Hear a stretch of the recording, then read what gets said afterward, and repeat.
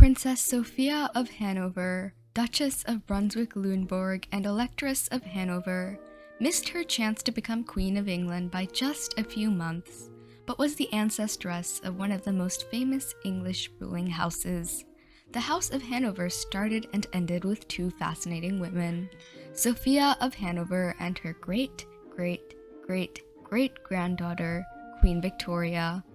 Princess Sophia of the Palatinate was born on October 14, 1630 in the Dutch Republic as the 12th child of Frederick V, Elector Palatinate, and Elizabeth Stuart. Sophia's connection to England comes through her mother, who was the daughter of King James I of England.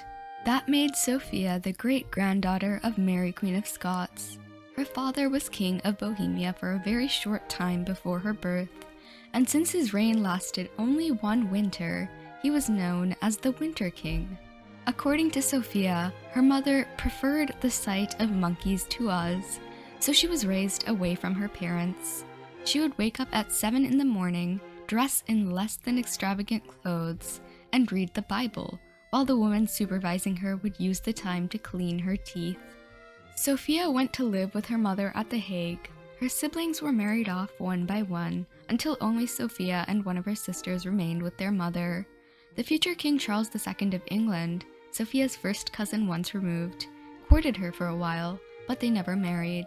Sophia met Ernst August, Duke of Brunswick-Luneburg, a few times throughout her childhood, and she found him to be quite handsome. In 1658, after Sophia's 28th birthday, she married Ernst August. The new royal couple moved to Hanover, where Sophia gave birth to her first child, George, after a hard labor of 3 days. She had 6 total sons who survived to adulthood, and one daughter, who became queen in Prussia. 3 of her 6 sons were killed in battle.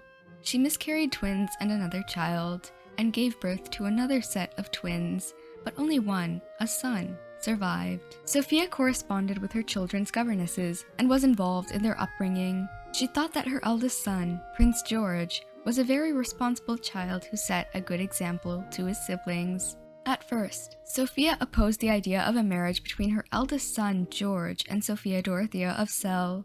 Sophia Dorothea was a daughter of Sophia of Hanover's royal brother-in-law and his commoner mistress. Sophia Dorothea had been legitimized once her parents married, but Sophia of Hanover still saw her as inferior. She was finally convinced once she learned that Sophia Dorothea had a large inheritance coming her way. When King William III and Queen Mary II replaced King James II in England, a law was passed which said that the English monarch should not be a Catholic. Sophia was a close relative of King William and Queen Mary, and was a Protestant, so it was already obvious to her that she might one day inherit the throne. Mary did have a sister, Anne, but although Anne was pregnant 17 times, she never had a child who survived to adulthood. Sophia's husband, Ernst Augustus, became Elector of Hanover in 1692, which meant that he was one of the men who elected the Holy Roman Emperor. Of course, the Holy Roman Empire didn't really have an elected monarchy, and most of the time, the son of the previous emperor would be elected as the new emperor. Sophia and her husband did not get to enjoy ruling Hanover for too long.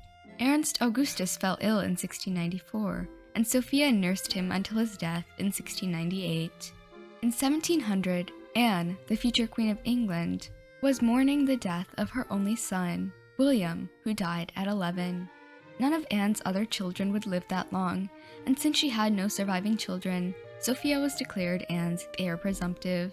If Anne had a son, he would have been heir apparent, and there was still a very low chance of that happening.